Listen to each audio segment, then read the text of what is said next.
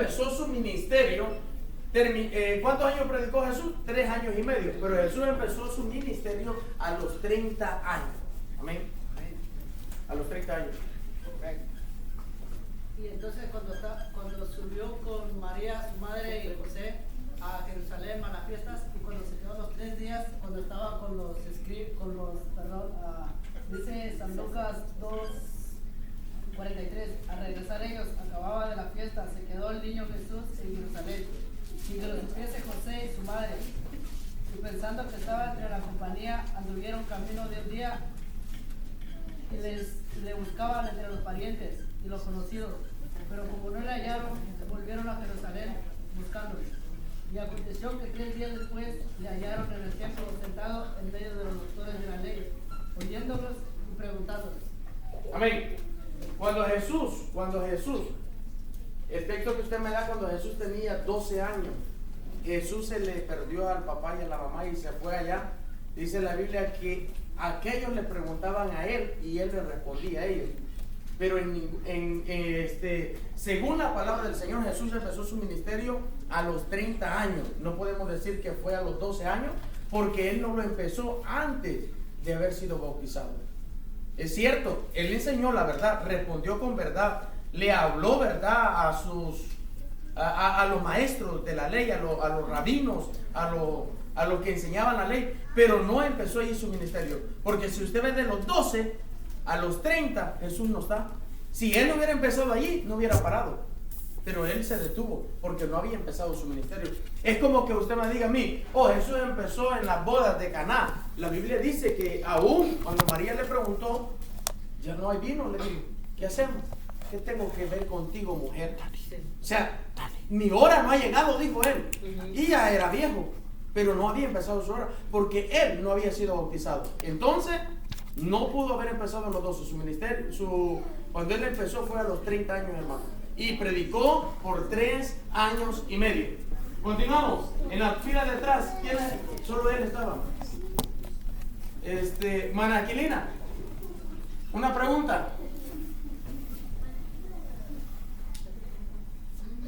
¿A los cuántos años fue bautizado Jesús?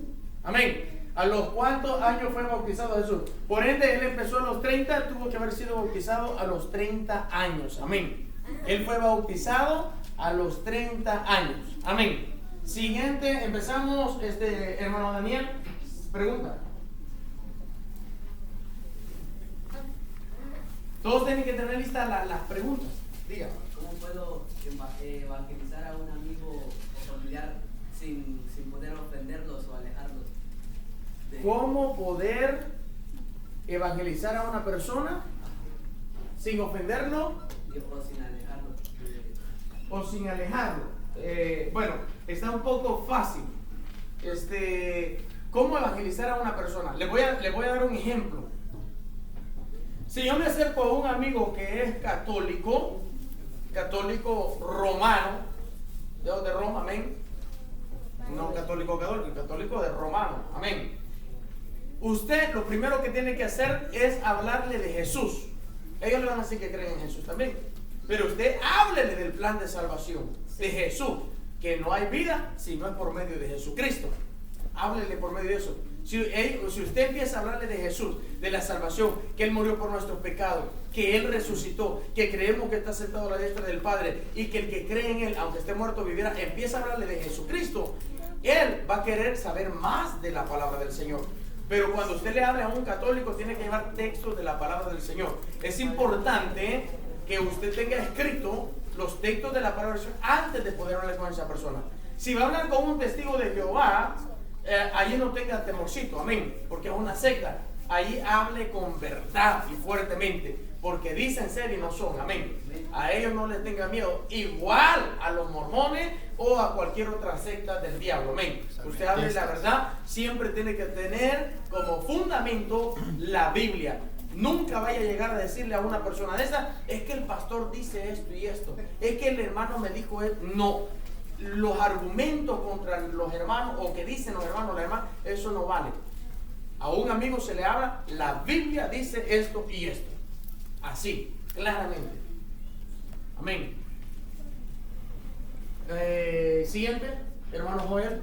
¿Cuál es la visión de la iglesia? ¿Cuál es la visión de la iglesia? De Misión Cristiana Monte de la Victoria, ¿verdad? ¿O me está hablando o la visión de la iglesia, Misión Cristiana Monte de Victoria? No me la sé de memoria, pero sí se la voy a decir. Es ser una iglesia bíblica llevando el mensaje de nuestro Señor Jesucristo. Somos una iglesia cristocéntrica y relevante que predica el evangelio al mundo entero a través de todos los medios posibles, haciendo discípulos para Cristo. Esa es la misión de la iglesia. Hermana Estela, pregunta.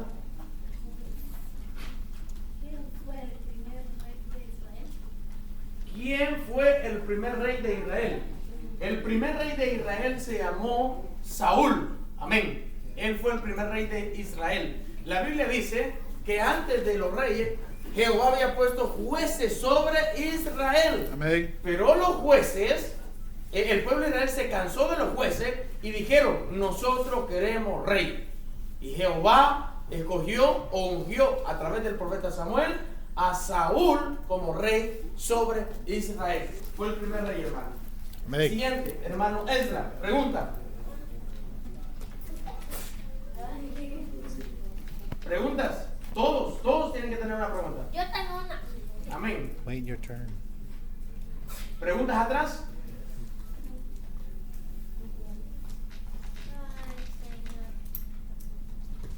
Preguntas. Seguimos. Hermana Marlice, Amén.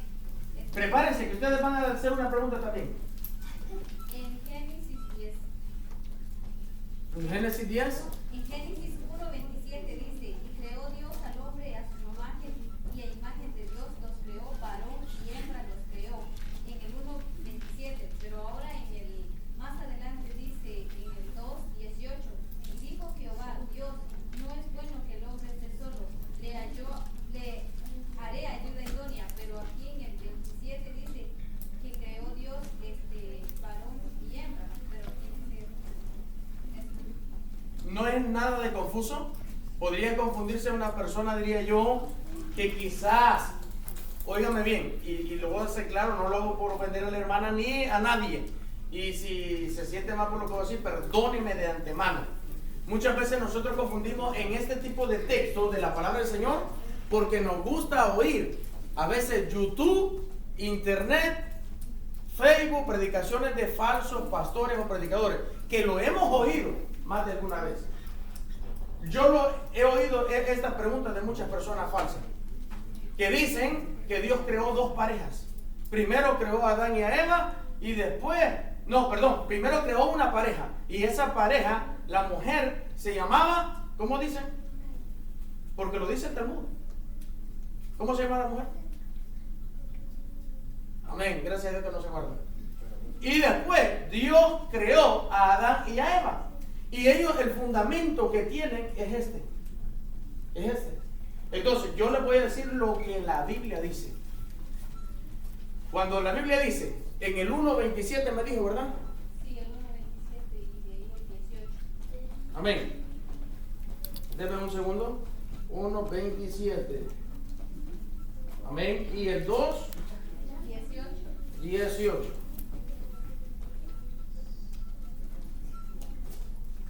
Amén.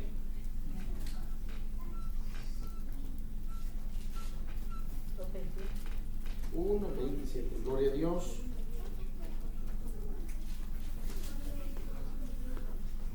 Deme un segundo. Amén. En el 1:27 dice, creó Dios al hombre a su imagen y a su semejanza. A imagen de Dios lo creó, varón y hembra lo creó. Amén. ¿Por qué habla que ha creado varón y hembra al mismo tiempo? ¿Por qué? Porque en el mismo capítulo está hablando que creó las dos cosas, el varón y la hembra. Si supuestamente más adelante lo encontramos que primero creó al hombre y después creó a la mujer, ¿verdad? En el 2. Ahora se lo voy a explicar por qué razón está escrito de esa manera. Porque en el capítulo 1, lo que el Señor está haciendo, y para que ustedes se den cuenta, léanlo detenidamente, que Dios está hablando, bueno, en el capítulo 1 es el Espíritu Santo el que inspiró a los hombres de Dios, pero el que está hablando es Dios. Y lo que está contando Moisés, porque es el libro de Moisés, primer libro de Moisés, lo que está contando es la creación de todas las cosas. En el 1 creó los cielos, la tierra, el sol, la luna, las estrellas, al hombre, la mujer, los animales, los peces y todo. Por eso involucró a la mujer en ese capítulo. No es por otra cosa. Es porque está contando la historia de todo lo que él creó. Solamente por eso. Pero más adelante explica en el 2 que primero fue el hombre y que después fue la mujer. Fue así. No sé. ¿Es claro? A los hermanos que les contesté anteriormente, ¿estaba clara la respuesta que les di? Sí. Ok. Si alguien no está claro, dígame, hermano, no entiendo. Y lo tratamos de volver a explicar. Seguimos con la siguiente pregunta, hermana Celina. Yo le quería preguntar porque una muchacha allá en el trabajo, yo le dije que venía a la iglesia. Sí. Entonces ella me preguntó que si aquí donde yo venía, iba al avivamiento del Espíritu Santo. Sí. Y yo le dije que sí. Ajá. Entonces me dijo, sí me gusta, a mí me dijo que unas iglesias que son así, me dijo. Pero hay unas personas dice que le dijeron a ella que eso ya pasó que eso fue cuando Jesús vino, que ahora ya no se puede. Ok. Ya, le entiendo. La pregunta de la hermana es que por qué a una compañera de trabajo le dijo que si nosotros creímos en las manifestaciones del Espíritu Santo, el movimiento pentecostal o pentecostés, como algunos lo llaman, amén. Y la respuesta de ella fue que sí. Y ella dice que la muchacha le dijo que hay algunas personas que dicen, y es cierto, tenemos por ahí a uno, un rebelde que anda diciendo lo mismo, amén, que dice que eso pasó de moda, que eso fue para el tiempo del Pentecostés, cuando el Espíritu descendió y todos hablaron en lenguas y allí se acabó. Pero quiero decirles una cosa, Dios no cambia, el Espíritu Santo no ha cambiado. Dios es el mismo ayer, hoy y por los siglos. Amén. Y ahora les voy a decir una cosa. Hermana Estela hizo una pregunta. ¿Quién fue el primer rey sobre Israel? Ahora yo le voy a decir una cosa. ¿Quiénes recibieron en la gracia el Espíritu Santo y empezaron a hablar de la palabra y a profetizar de la palabra del Señor? ¿Quiénes fueron? Amén. Ellos fueron los discípulos en el aposento alto. Estoy hablando del tiempo de la gracia. Pero en el tiempo de la ley, ¿quién fue? Antes. Amén. Sí, los profetas. Pero hubo un hombre que fue lleno y empezó a profetizar. Y no era profeta. Y fue contado entre los profetas, dice la Biblia. ¿Quién dijo Ana Estela? No le oigo. Sí, fue Saúl. Amén. Saúl. Entonces, esto no es cosa de que, en la gracia apareció el Espíritu Santo y antes no existía. Esa es mentira. El Espíritu Santo siempre ha existido. En el Antiguo Testamento, la Biblia no dice el Espíritu Santo, dice el Espíritu de Dios. El Espíritu de Dios, que es el mismo Espíritu Santo. Que hay gente que, podría decir yo, tratan de invalidar la obra del Espíritu Santo o niegan la eficacia del Espíritu Santo o la obra del Espíritu Santo, su personalidad, sus hechos, sus obras. Existen muchos, pero el Espíritu Santo siempre ha existido. Todo lo que Jesús hacía, no lo hacía porque Él lo hiciera. Hermano Jairo, ¿quién hacía las obras que Jesús hacía? ¿Quién hacía las obras de Jesús? ¿Por medio de quién Jesús hacía los milagros? ¿Era Él o quién era? Los milagros. Por el Espíritu Santo. Amén. Fue el Espíritu Santo. Llegaron a Jesús y le dijeron, ¿y tú por qué echas fuera los demonios? En nombre de Belcebú. ¿Y qué dijo Jesús? Un demonio no puede echar fuera los otros demonios. Ahí no puede estar dividido. Ajá, exacto. Entonces, Jesús, aún él mismo siendo Dios, como él no usó su poder de Dios, él fue hombre, igual que usted, igual que yo. Amén. Él no usó el poder. Él sanó, pero no era él, era el Espíritu Santo. Resucitó, no era él, era el Espíritu Santo. Siempre que él iba a hacer algo, clamaba al Padre para que el Espíritu Santo hiciera el milagro. Nunca lo hizo él. Él no usó su poder de Dios. ¿Por qué Jesús no usó su poder siendo Dios? ¿Por qué? Porque Él nos quería dejar el ejemplo a nosotros para que... Amén. Porque Él mandó al Espíritu. Porque Para cuando Él dijo que los se iba a ir, hombres. iba a mandar a otro consolador. Amén. Fue para mostrarnos a nosotros, óigame bien, que si Él lo pudo siendo hombre, nosotros también íbamos a poderlo siendo hombre. Así que no hay excusa para decir, no, hermano, porque usted no siente lo que yo siento. Jesús sufrió, sintió, le dolió, lloró, Tuvo hambre. tuvo sueño, sometió ayuno, no 3. Con 3 no es nada para Jesús, No, amén. 3 días Fueron no. 40, tú no andabas de llorón, amén. Y nosotros muchas veces, hermano, nos quejamos mucho, amén. Así que, hermana Celina, el Espíritu Santo es el mismo. Existió antes y se movió. Dice la Biblia que Saúl venía danzando. Saúl danzando. Y fue contado entre los profetas. Y profetizó, dice la palabra del Señor. Ahí es cuando Samuel lo ungió como rey sobre Israel. Amén. Siguiente pregunta, hermana Mili.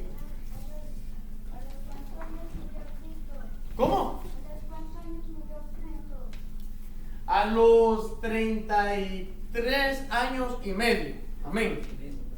33 años y medio. Seguimos. Pregunta, hermano Ezra.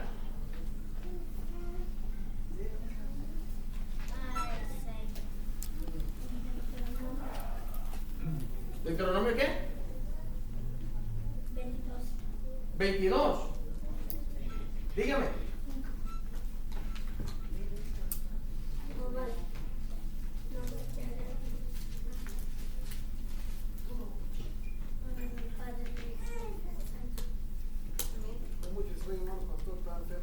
Ok, pero yo le oigo. Ya, hasta ya leí el texto yo completo. Gracias, hermano Edra. Puede sentarse. Amén. No hay ningún problema. El hermano me hace una pregunta que dice Deuteronomio 22:5: no vestirán a la mujer traje de hombre, ni el hombre ropa de mujer, porque abominable es para Jehová cualquiera que esto hace. Esa es la pregunta que tiene, hermano. Que si una hermana puede usar pantalones o un hermano puede usar falda. Amén. La respuesta bíblica. En el tiempo antiguo, hermano Ezra, en el tiempo antiguo, el pueblo de Israel, porque recordemos que todo esto fue para Israel, ahí están las ordenanzas, las leyes, los estatutos. Una vez oí decir a alguien, no, es que la Biblia tiene más de 500 mandamientos. ¿Qué? Más de 200 mandamientos. La Biblia tiene 10 mandamientos nada más. Amén. 10. ¿Cuánto tiene? 10. ¿Qué es lo demás? Las leyes, ¿qué son? Estatutos, Preceptos. preceptos y reglamentos para el pueblo de Israel. Amén. Solamente. Amén. Los musulmanes dicen que existen 661 mandamientos. Pero aquí no tenemos doctrina de musulmanes. Jehová habló al pueblo a Moisés y le dijo: te voy a entregar las tablas de la ley, 10 mandamientos escritos con el dedo de Jehová para el pueblo de Israel. Amén. ¿Se acuerdan que traía los 10 mandamientos en las tablas de la ley? Sí. Estoy hablando de la ley, tiempo antiguo. Sí, amén. Entonces, no tenemos 661 mandamientos, tenemos 10 mandamientos. Ahora, quiero decirles algo. La pregunta que me hace el hermano es que si una hermana puede usar pantalón. En el tiempo antiguo, la ley completamente prohibía que una mujer usara pantalón. ¿Por qué causa? Porque el pantalón ni los hombres lo usaban. ¿Sabían eso? Un hombre no usaba pantalón. ¿Qué usaba José? ¿Qué usaba el pueblo de Israel? Túnicas. ¿Qué era? Túnicas. ¿Y qué es una túnica? Un vestido. Es como un vestido, pero no va paletoneado, ni va fruncido, ni a campana, ni a cuchilla, sino que es una túnica como un vestido recto. Eso es lo que usaban hombres y mujeres. Y entonces, ¿por qué Jehová está hablando que la mujer no use pantalón si nadie usaba pantalón en esa época? Para nosotros. Hermano, era para el 2021. El futuro. ¿Por qué Jehová habla eso? ¿Por qué? Porque en esa época el pantalón lo usaban solamente los hombres que iban a la guerra, nadie más. Y el Señor no quería que las mujeres fueran a la guerra. Pero aún así, óigame, aún así, Jehová dio victoria al pueblo de Israel por mujeres. Pero no fueron mujeres que ellas dijeron, yo voy a hacer lo que yo... No, fueron, óigame bien, fueron mujeres que se dejaron usar por el Señor. Tenemos una gran mujer llamada Débora, que fue a la guerra. Otra mujer gigante, podría decir yo, llamada Jael. O sea, mujeres que fueron guerreras, valientes. Ahora, el pantalón. Entonces el pastor, ¿y por qué no nos deja venir en pantalonadas aquí a la iglesia? Todas locas. Amén. La iglesia cristiana. Esto es un reglamento de nosotros como Iglesia Misión Cristiana Monte de Victoria. La Iglesia Cristiana Monte de Victoria, para poder venir a la casa del Señor, tenemos un reglamento. Y ese reglamento dice que una mujer no puede subir al altar con pantalón, no puede subir al altar sin cubrir su cabeza y no puede subir al altar con una faldita arriba de la rodilla. No puede. ¿Por qué un pantalón no? Porque hay hermanitas que les gusta usar pantalón. Mire, les voy a decir una cosa. Bien pegaditos, que se les ve todo. Ese es el número uno. Otras que usan pantalón flojo, pero lo andan bien subido hasta las nalgas. ¿De qué sirve el pantalón flojo si anda enseñando las nalgas? Y otras que vienen con una faldita bien cortita, que cuando suben aquí hay gradas y aquí quedan altos. Cuando está ahí el hermanito sentadito, le salen los ojos. Por eso, para evitar con los hombres la fornicación y con el casado el adulterio, mejor, hermanita, vengan decentemente a la casa de Dios con su faldita. No le digo que venga barriendo del piso. Si es opcional, usted le gusta la falda larga, úsela.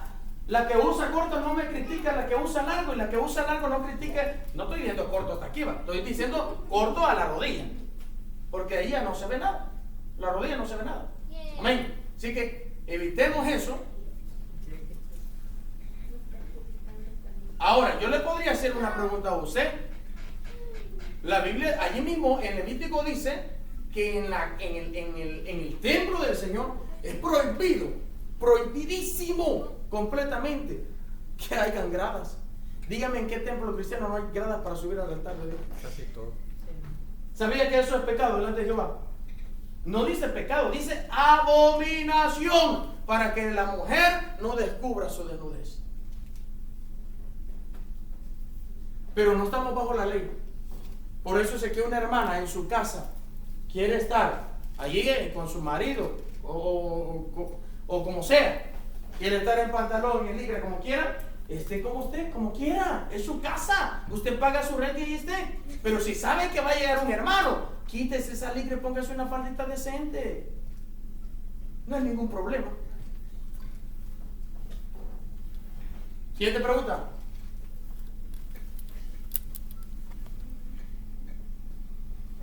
Mano Tuniel. Por eso que se acaba el tiempo. No, Mano Daniel, ¿tiene pregunta? Hermano Carlos tiene una pregunta.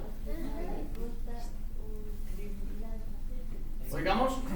Cuando Jesús vino, empezó su ministerio, empezó a revolucionar Sí, todo lo del Antiguo Testamento. sí. Bueno, era prácticamente casi lo mismo, pero Bueno, lo vino a revolucionar. sí. En ese tiempo, en el Antiguo Testamento, usted dice de que los hombres usaban túnicas. Sí. ¿Qué usaba Jesús en ese tiempo? Sí, pues, en el tiempo de él vino a revolucionar. Sí. Jesús, la respuesta es, Jesús vino a revolucionar todo lo que era la palabra del Señor, pero jamás quebrantó en sí la ley. Nada, jamás. Él dijo, yo no he venido a quebrantar la ley, sino a cumplirla. Jesús usó túnica. La Biblia dice en Zacarías, y si alguien me busca ese texto también, en el libro de los Hechos creo que está, donde dice que repartieron sus túnicas, o no, rifaron, o como que dice, Sus vestiduras. ajá, sus vestidos, no dice su pantalón, pero era en sí túnica, eran vestidos, era túnica. Ahora, en este tiempo, ¿cómo dice realmente la Biblia que uno tiene que estar en el altar? Decorosamente, lo dice Timoteo, lo dice el apóstol Tito, lo dice Pablo a los Corintios, que tanto el hombre como la mujer debe vestir decorosamente. ¿Qué es decorosamente? Que la mujer se vista decentemente. Yo les dije, no quiero que, si les gusta, bueno, gloria a Dios, no es problema, pero si les gusta a la rodilla, está bien. Si les gusta hasta abajo, está bien, yo no lo puedo criticar. Lo que no quiero es que vengan enseñando mucha pierna, amén, ni tampoco mucho pecho las mujeres, igual los hombres, amén. Si en la... El botón a veces lo dejan hasta acá abajo, muestran. ¡Santo! No, lo digo, ¿sabe por qué lo digo? Porque a veces a nosotros nos gustan los pantalones pegados, a los hombres, no estoy hablando solo de la mujer, a los hombres, pero para la casa de Dios no podemos venir así bien apretaditos, ¿verdad? Es para andar en la casa. Usted quiere andar en la casa así, ande, ¿quién le va a decir algo? O sea, esto es que a la casa del Señor tenemos que presentarnos con una actitud de adoración. Si aquí hablamos contra el pecado, no podemos venir a el hermanito quiere orar y está viendo a la hermana que es toda chichuda ahí. Ni se concentra por estar viendo. O sea, tenemos que evitar todo eso. El hombre y la mujer tienen que venir bien vestidos. Mujeres con su faldita bien y el hombre con su pantalón bien. Amén. Abotonado. Amén. No enseñando el pecho también, porque hay unos hermanos que vienen enseñando el pecho peludo. Amén. Amén. Otros enrollan la camisa aquí como que están en... No, eso era en la casa, aquí no. Amén. En la casa del Señor. Amén. Siguiente pregunta, hermana Hilary. ¿En qué año nació Jesús? Esa pregunta, gloria a Dios.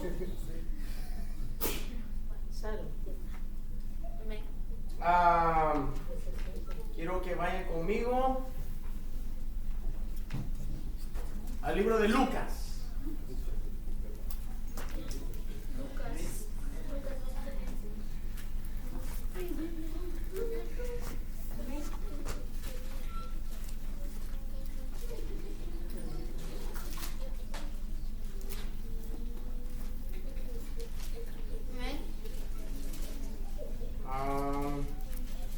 Denme un segundo.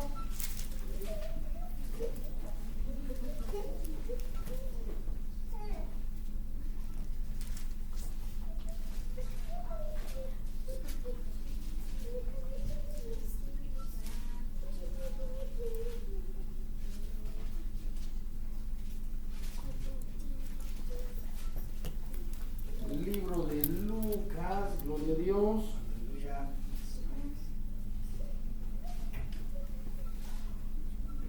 Amén.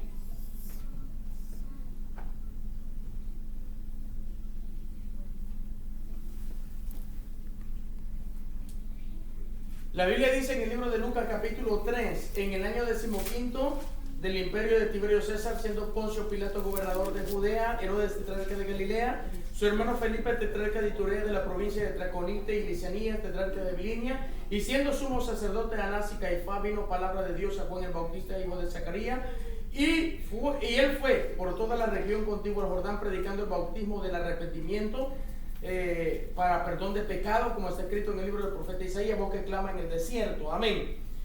Esto sucedió, esta profecía sucedió en el año 15, que es el año, amén, así es, dígalo fuerte. El año 28. Amén. El año 28 de nuestra era. Eso fue cuando apareció ¿cómo se llama? Juan el Bautista predicando. Recordemos que Juan tenía un primo. ¿Quién era el primo de Juan? Jesús. Amén. ¿Quién dijo eso? Amén, hermano Carlos fue. Amén, Carlito Junior. Es cierto, correcto. El primito de Juancito era Jesús. ¿Sabían que eran primos, pa? Sí, amén. Amén. Sí, Santo. eran primos. Jesús y Juan eran primos. Entonces, si ellos eran primos, tenían la misma fecha prácticamente. Entonces, si esto sucedió en el año 15 y en ese año, en el año 28, empezó Jesús a predicar, perdón, fue Juan a predicar al contiguo del Jordán. Entonces, y si Jesús empezó su ministerio a los 30 años, no le tengo una fecha exacta, hermana Hillary, pero aproximadamente en el año 754. Pero yo se la voy a verificar, a confirmar para la próxima enseñanza. Pero en el 754 aproximadamente es que Jesús nació. Amén. Siguiente pregunta. Hermano Eliseo. Yo tengo una pregunta. Cuando salió el pueblo de Israel y Moisés le sacó, ¿cuántos se salvaron en ese día? Cuando él al llegar a la tierra prometida, fue que Jesús le tenía prometido, ¿cuántos se salvaron? Esa es mi pregunta. ¿Que cuántos entraron en total a las tierras prometidas? Sí. No tengo un número exacto. ¿Por qué razón? Porque la Biblia dice que los que salieron, hay un número de los que salieron de Egipto, pero todos esos murieron en el desierto, dice la palabra del Señor. Y los que entraron a la tierra prometida fueron los hijos de los que salieron de Egipto por haber blasfemado el nombre del Señor. Entonces, la Biblia dice que los hijos de ellos son los que heredaron la tierra prometida, pero no hay un número. Entonces no le puedo dar un número porque la Biblia no lo dice. Sí hay un censo que hizo David, mucho más después, pero aún Jehová se enojó por eso. Existe un censo en el libro de Levíticos, pero también es para los sacerdotes, para los que ministraban en el santuario, los que ayudaban en el arca, pero no de los que entraron a la tierra prometida. Así que ese número no se lo puedo dar porque no lo tengo. Lo siento. Amén. Siguiente pregunta, hermana Zuli. ¿Qué es la unción? ¿Qué es La unción. la unción? Cuando la Biblia dice de unción, está hablando, tiene mucho significado la palabra unción. Significa aceite, óleo, significa unción, Espíritu Santo, unción cuidado con eso, le pegó a la niña atrás. Unción, Espíritu Santo, le dije, aceite, bueno, más que todo eso. La unción en esta época de la gracia, claramente es el Espíritu Santo. La Biblia dice que nosotros tenemos que anhelar, y le voy a buscar un texto, y todos conocemos este texto de Mateo 25. Mateo 25. Sí. A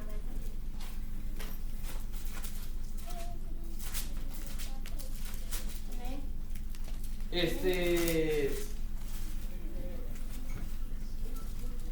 25:8, si lo pueden leer, 8:9.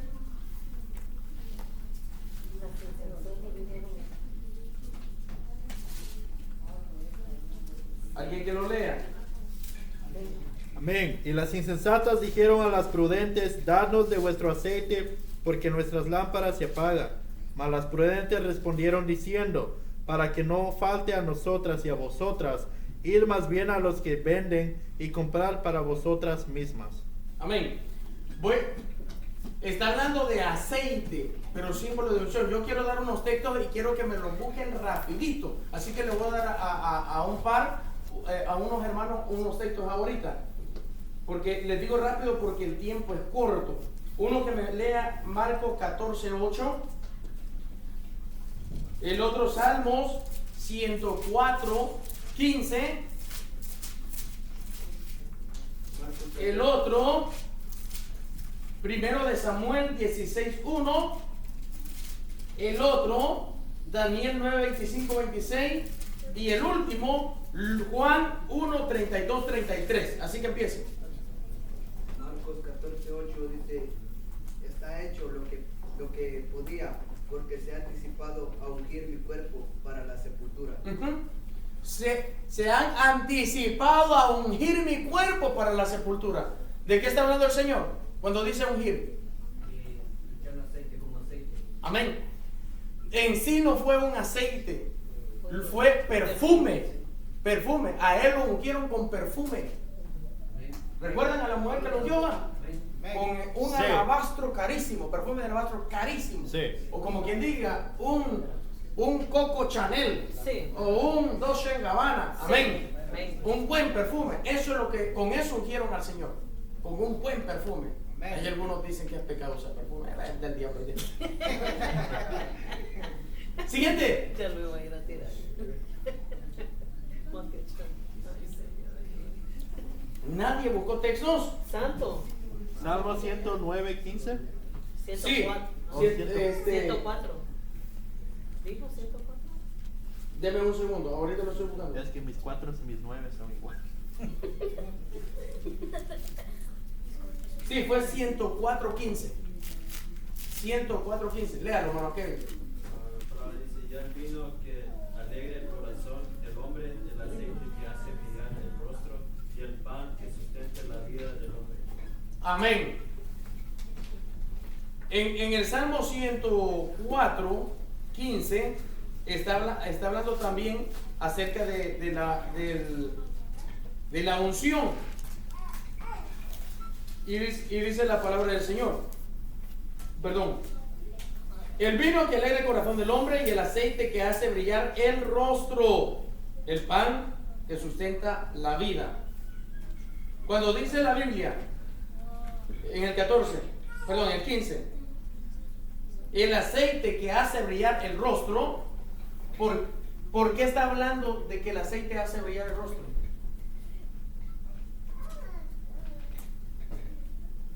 Porque en el tiempo antiguo, cuando se ungía a una persona, no solamente se untaba como hoy en día, nosotros nos untamos los deditos de aceite y oramos, amén. No, antes no. Antes tomaban un cuerno lleno de aceite y se hincaba el que iba a ser ungido y se lo derramaban todito sobre su cabeza. Lo bañaban de aceite. Por eso aún David dice: unge mi cabeza con aceite fresco. Amén. Es importante que nosotros sepamos que eso hace brillar. Está hablando la Biblia en este Salmo 104:15 de una forma literal, no espiritual, que hace brillar. Amén. Siguiente texto, ¿quién lo dice? 1 Samuel 16:1. Léalo. Amén. Dijo Jehová a Samuel: ¿hasta cuándo llorarás a Saúl, habiéndolo yo desechado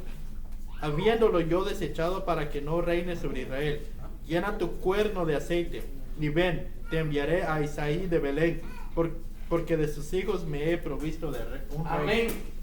Llena tu cuerno de aceite y ve a la casa de Isaí, porque de uno de los hijos de él me he provisto para rey. Entonces, el aceite o la unción, hermana Zuli, en el tiempo antiguo, el que era ungido permanecía para siempre. Allá aprendió un texto el hermano: irrevocable son los dones. ¿Y él? ¿Usted fue o usted fue? ¿Lo escribieron en el corazón o lo escribieron en el papel? Irrevocables son los dones y él ya del Señor. Irrevocables son los dones del Señor y irrevocables son los dones del Señor y el llamamiento. Amén. Cuando nosotros recibimos de parte del Señor la unción, antes, ustedes se acuerdan que David tenía un gran enemigo. ¿Cómo se llamaba? Que lo quería matar. Saúl. Saúl mató a David y David. Por eso fue la gran rabia que tenía el servito Saúlito, ¿va? Sí. Una gran cólera, no podía ver al hermanito. Sí. Entonces entró en celo y dice la palabra del Señor que en cierta ocasión, ¿qué pasó, hermano? Amén. ¿Qué pasó? ¿Una pregunta? Amén. Entonces dice la palabra del Señor que en una cueva ahí estaba metido Saúl y se durmió y su general se llamaba Abner. Y allí estaba. Y dice que Abner también se quedó dormido. Y vino Saúl y allí andaba Abisai. Y dice la palabra del Señor que le dijo a David, déjame que lo mate. Y allí se acaba todo. Ese hombre mucho mal le te ha hecho.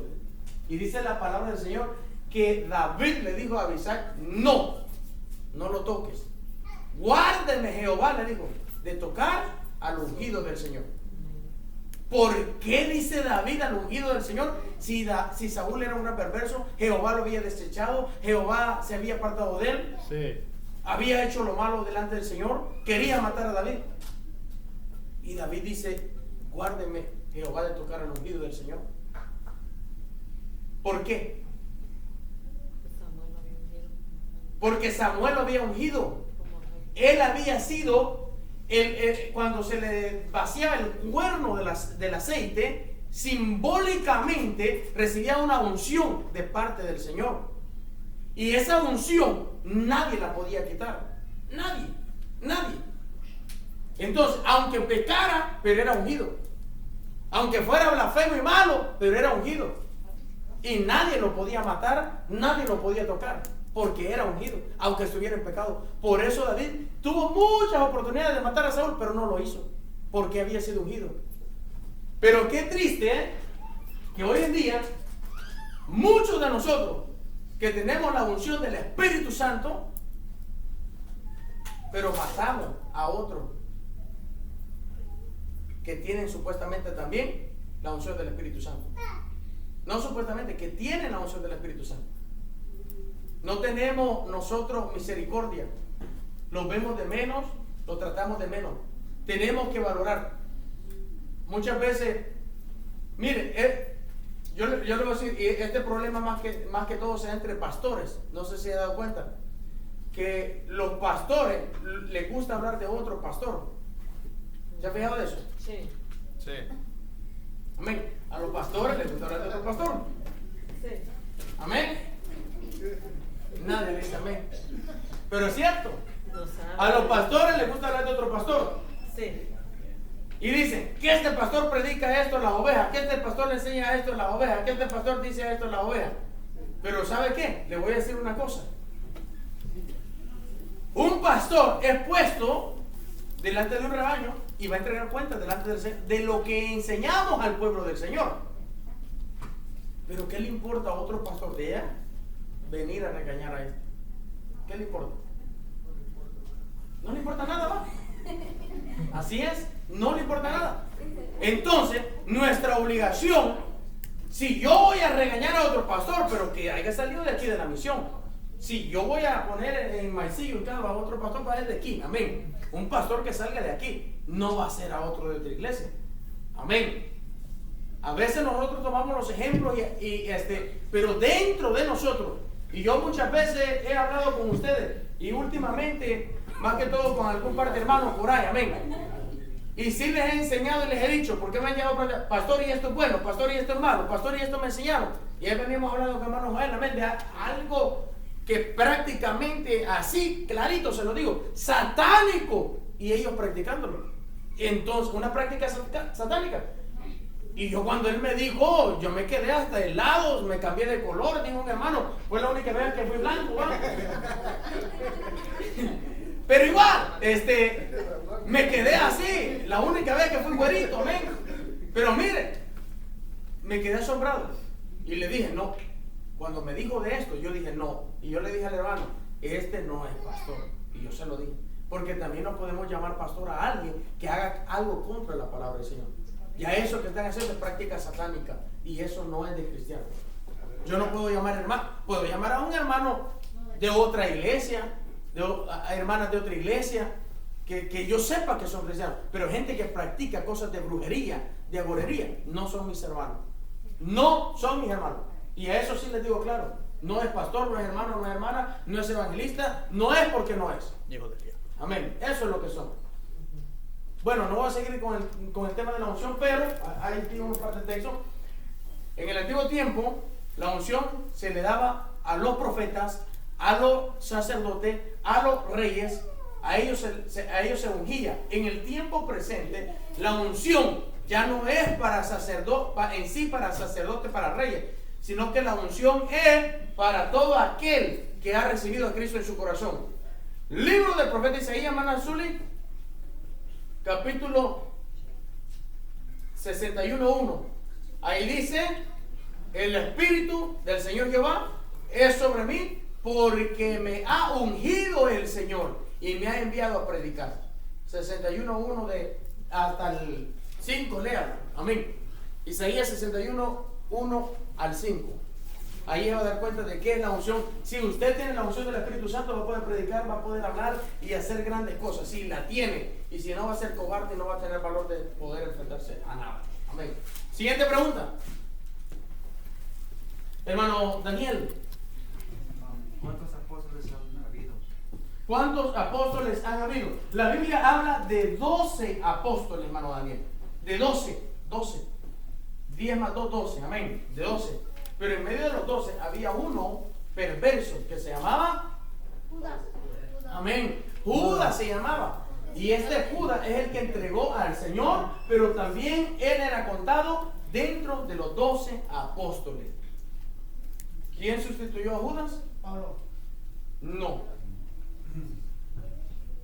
Bartolomé. Amén. ¿Quién fue?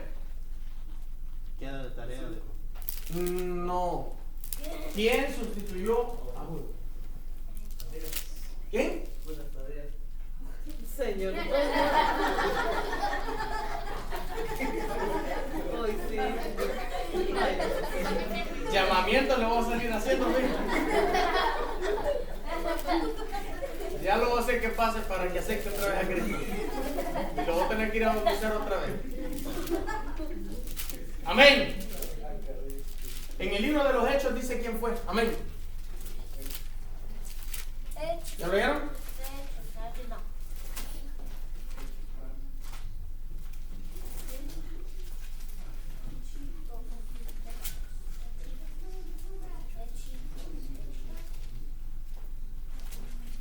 ¿Lo tienen? Matías. Amén. Amén. Hechos 1:26. Ahí está escrito. Escogieron a 2, a José y a... Amén. Mano Daniel, los apóstoles que escogió el Señor fueron 12 en total. Y el apóstol Pablo dice, como a un abortivo, dice en 1 de Corintios capítulo 15, como a un abortivo se me apareció a mí, aunque no soy digno de ser llamado apóstol, porque perseguí a la iglesia del Señor. Pero soy lo que soy gracias a la misericordia del Señor. Entonces, el último, ¿qué es un abortivo? ¿Qué es abortivo? Mujer, ¿qué es abortivo? Algo que, como que se le vino un bebé a uno. Amén. Es eso, un aborto. El último. Y casi, o sea, no iba a ser. En sí no iba a ser porque cuando alguien aborta es alguien que saca muerto ya completamente. Pero él era lo que era gracias a la misericordia del Señor. Entonces, después de Pablo, ninguno. Que ahí andan las plaquitas así como un par de que andan ahí con plaquitas. No, pero yo se las he dado, ¡Ay, sí! Yo se las he dado. Pero ahí no dice apóstol. Ahí no dice No apóstol. la va a poner, dije de mano. No.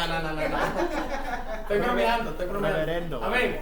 No, hay unos que dan una plaquita aquí que dice apóstol. Entonces, Reverendo. esos no son apóstoles. Amén. No son apóstoles. Y profetas tampoco. No existen apóstoles ni existen profetas. El último profeta que existió en la palabra del Señor se llama Juan el Bautista. amén, Juan el Bautista. Fue el último profeta. Y el último apóstol, Pablo. el apóstol Pablo. No más. Si alguien le dice, oh, va a venir un apóstol, usted vaya a casa y déjelo. Vaya, que gócese, dígale, pero usted no se mueva. Esté seguro en lo que ha creído. Hermana Esther, una pregunta. ¿Cuál es?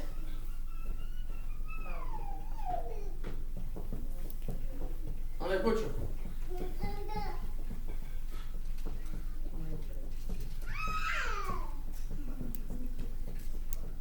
La vamos a dar más adelante. Síguela buscando. Mano Carlos, ¿cuál es su pregunta? ¿Qué significa tener temor a Dios? El temor a Dios. Existe el temor. La Biblia dice en el libro de Proverbios que el principio de la sabiduría es el temor a Jehová. Temor a Jehová. ¿Qué es temor a Jehová? Miedo. Amén. Miedo es para el mundo, los que no han creído a Cristo. Amén. Temor es miedo para los que no han aceptado a Cristo. Existen dos tipos de temores. Para el mundo es temor al infierno, temor a la muerte, temor a la condenación, temor a la condenación, temor al trono blanco, temor Al juicio final. al juicio final, a todo, al lago de fuego. Eso es para el mundo. Pero para la iglesia, el temor es diferente. El temor es reverencia. El temor es respeto. Eso es temor a Dios. Reverencia. Amén. Por eso, cuando se conoce el hermanito y la hermanita que tiene temor al Señor, cuando el hermanito tiene temor a Dios, a la hora de alabar a Dios, está reverentemente. ¿Qué significa esto? Que está en lo que está. No está tocándole la costilla de la par, no se está riendo, no está platicando, no está comiendo chicles, no está viendo para atrás, No está riendo. está para adelante. Sí. Es que de aquí sale la palabra del Señor, no es de allá atrás. Amén. Eso es estar viendo para atrás como 1000 veces. Si quiere estar viendo para atrás, vaya a sentarse atrás y deje que los de atrás pasen para adelante. Amén. Pero ven como 1000 veces para atrás, que distorsiones a todos. Miren, si uno vuelve a ver para atrás, el de atrás vuelve a ver también qué pasó. Y ahí van. Al final, el que está predicando está aquí y todos los hermanos están viendo por allá atrás. Porque no hay respeto, no hay reverencia. No al predicador, sino que a la palabra. Eso no importa que sea un hermano que no pueda leer. No hay ningún problema. Que tiene que tener respeto a la palabra del Señor. Así que la palabra temor significa eso. Reverencia, respeto. Y en la casa del Señor, la Biblia dice en Levítico, en mi santuario tendré reverencia, tendré respeto. Por eso yo les he dicho a los niños, no anden corriendo aquí en la casa de Dios. Y siempre desobedecen. Desde que entran empiezan a correr. Pero tienen que aprender a no andar corriendo aquí en la casa del Señor. Amén. Eso es respeto, eso es reverencia. ¿Quiere tener temor a Jehová? Pues respete la casa del Señor. Amén. Siguiente. Amén. Ahí está la pregunta. Dígame, hermano. Perdón. ¿Puede un cristiano perder la salvación? Que si un cristiano puede perder la salvación, la respuesta es sí. ¿Por qué? La salvación nosotros la adquirimos por gracia. La Biblia dice, por gracia soy alcanzados o salvos. Amén. Por gracia somos salvos. Amén. Cuando la Biblia dice que por gracia significa que es un regalo. Es algo que Dios nos dio sin merecerlo. Sin haber hecho un logro, sin haber buscado algo, sin nada. Dios nos dio la salvación. Ahora, ¿cómo nosotros podemos perder la salvación? Si yo, siendo salvo, voy y empiezo a fumar. Hermano, la Biblia no dice que hay que fumar. ¿En qué texto de la palabra del Señor dice que es malo fumar? ¿Alguien que me diga el texto? No hay. ¿Está o no está? No. No está. Ah, pues fumemos. No, hermana, no hay que fumar. Aunque no diga la Biblia. Ya la hermana quería fumar. Vamos. Mire, qué triste. Hasta la Danielita de arriba. No es porque me puse a arreglar. Mire, allá fuimos con el hermano Gerardo y con un pastor a una iglesia aquí por la 26. No era donde iban ustedes. Otra iglesia. Ahí mismo, como a 2 Oh. cuadras para arriba. ¿Verdad, hermano Gerardo? Y nomás llegamos. Hermanos, dice, ¿ya vienen al culto? Digo, sí, ya venimos, hermano. Bendiciones. En inglés, para que no sé por qué inglés porque no me hablan. No les hablo más inglés porque no me van a entender, pero lo puedo decir en español mejor. Entonces empezaron a saludar y dijeron, hermano, dijo, está un poco frío, ¿verdad? Sí, dijo. Mire, me dijo un hermano, antes de entrar al culto, échese un cigarrito, me dijo. Y no se sacó uno, se sacó una caja. Ajá, Una caja. Y dijo, no, thank you, God bless you, le dije yo así, hijo del diablo, le dije, perdón. Y me dijo, que no tiene frío, me dijo, échate uno para que te quite el frío, me dijo. Y el pastor le dijo, no, ya fumamos, dígale, me dijo. El pastor me dijo que le dijeron que ya habíamos fumado. Y le digo, no, hombre, le digo, Señor, reprenda al diablo. Le digo. Pero bueno, decían que eran cristianos. Y bien bonito predicaron, pero hijos del diablo. Sí. O sea, ¿por qué ellos dicen que no es malo fumar? Porque la Biblia no dice que fumar, que no es prohibido fumar. Ahora yo le voy a decir una cosa a usted. Fumar sí es pecado. ¿Por qué razón? La Biblia dice en 1 Corintios que nuestro cuerpo es templo y morada del Espíritu Santo. Y que hay de aquel que violare o destruyere el templo del Señor. Amén. Si nosotros destruimos el templo del Señor, vamos a tener cuenta con el Señor. Aquí mora el Espíritu Santo, mora Dios. Y cuando usted está fumando y está inhalando humo, está destruyendo el templo. ¿Cómo? Sus pulmones se destruyen, se deshacen con el humo. Por eso es prohibido fumar. Porque nosotros nos puede dar hasta cáncer en nuestra garganta. Sí. Los pulmones se deshacen. Puede afectar nuestro organismo. Y eso es destruir el templo del Señor. Por eso sí se pierde la salvación si usted hace cosas que la Biblia dice que no tenemos que hacer o cosas que estén destruyendo su propio cuerpo. Siguiente pregunta, hermana María. Ya no entiendo. Sí hay, tenemos. Permítame, hermano Pablito, después José. Que lo diga, ¿no? Amén, hermano Pablito, diga. ¿Cómo? ¿Cuándo vivió Jesús? ¿Cuántos años vivió Jesús? No, ¿cuándo vivió Jesús? ¿Cuándo resucitó? Es la pregunta. ¿Cuándo resucitó? Que cuando resucitó Jesús. 27 más 33, ¿cuánto es? 27 más 33. Calculadora, los que tienen teléfono. No estén inventando. No, si él sabe las matemáticas. Oh, ¿cuánto dijo, hermano? 60. 60. No, usted le copió a él. Sí, es 60. Sí, él sabe, ¿no? En el año 60 y medio de nuestra era, hermano Pablito. En ese año resucitó Jesucristo. Amén. Siguiente pregunta. 60. Pero el año 754 dijo que nació Jesús. Oh, sí. Recordemos que Jesús no nació en esta era. Jesús nació en la era pasada, por eso le dije eso. Oh, esta es la era pasada. Sí.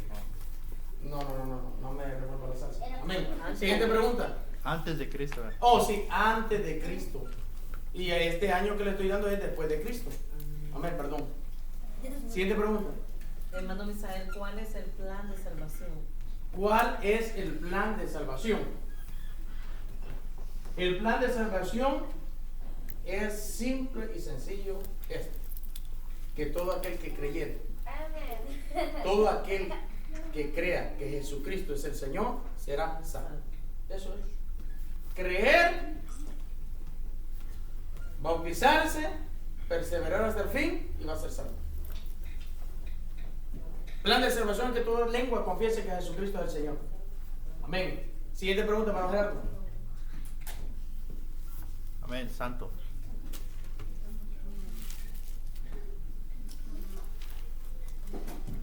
¿Cuál es su pregunta? ¿Manecer?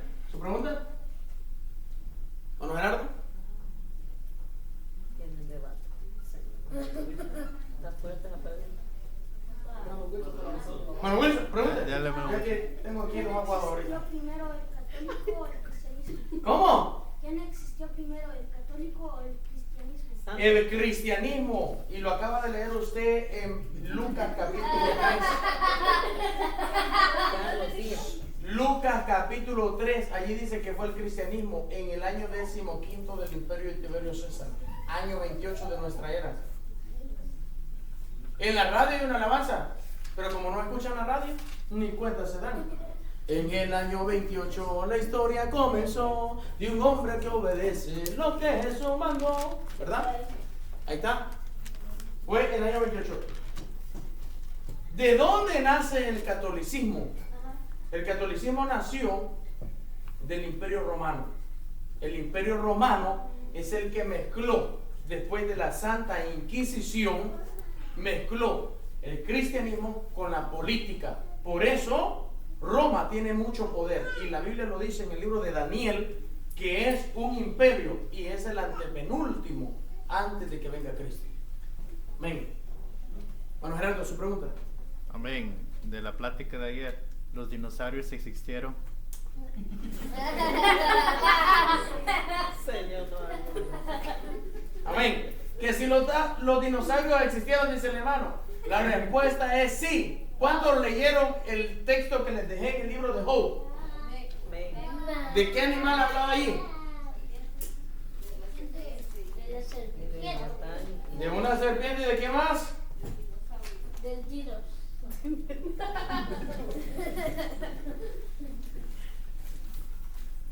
¿Cómo se llamaba? Job 40, 41. De la serpiente.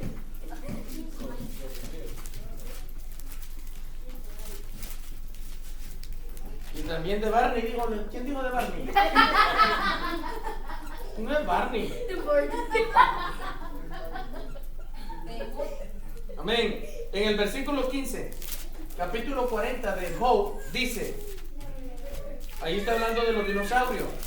Miren lo que dice la palabra. 40:15. He aquí ahora Behemoth, el cual hice a ti hierba, come como. Era enorme, pero comía igual que, y lo hemos visto en unas muchas películas, que esos animales no eran carnívoros, sino que eran herbívoros. Ajá, herbívoros, amén. He aquí que ahora que su fuerza está en sus lomos y su vigor en sus músculos de su vientre. Un animal muy fuerte. ¿Qué dice el 17? Su cola mueve como un cedro y los nervios de su músculo están entretejidos. La cola era como un cedro, como un cedro enorme. ¿Y qué otro animal con una gran colota como un dinosaurio? Ninguno. Así que, y mire, y en el mismo 17 dice, y su nervio y los nervios de su muslo estaban entretejidos. Job lo describe como Behemoth, pero nosotros lo conocemos como dinosaurio. Entonces la respuesta es sí existieron, hermano Gerardo. Amén. Amén. Bueno, Kevin, ¿usted tiene una pregunta?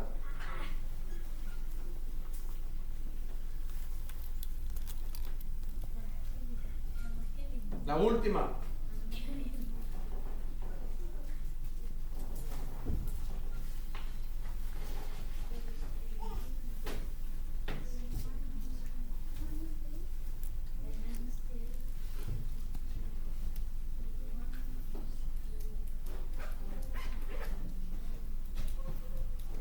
Pregunta. ¿O por qué a Enoch le llevó Dios? ¿Por qué a Enoch se lo llevó Dios?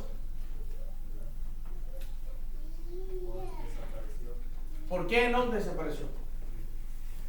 La Biblia habla de dos hombres que desaparecieron. Uno se llamaba Enoch y el otro se llamaba... ¿Cómo? Elías. Los dos que desaparecieron. Uno era Enoch y el otro, ¿quién era? ¿Quién era?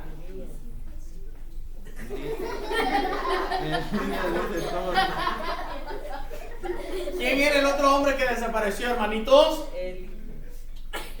Elías era el mismo. ¿Qué? ¿Qué? Enoc era el mismo. Yo prediqué el domingo y les dije que ninguno los haga mover de su forma de pensar, de la doctrina en la que hemos creído. Porque cuando yo les digo por segunda vez se quedan callados. Sí, no, ya debemos de aprender. Están firmes, hermano. Sí. No será guau. Pregúntanos otra vez. ¿Cómo se llamaba el segundo hombre que desapareció? ¡Elías! Amén, Elías. Y toda esta risa como que están equivocados. ¿Están en la verdad? Ustedes están en la verdad. Yo lo estoy preguntando otra vez. Yo para ver si estar seguro. Sí se llamaba Elías. Ahora, la Biblia habla de dos hombres que desaparecieron, Enoc y Elías. 365 años vivió Enoc y desapareció. Se lo llevó el Señor. Ahora, la pregunta del hermano es: ¿por qué se lo llevó el Señor? La Biblia dice que carne y sangre no pueden heredar el reino de los Cielos. No puede heredar carne y sangre. Y alguien me puede decir: hermano, entonces Elías y entonces Enoc, como que se fueron.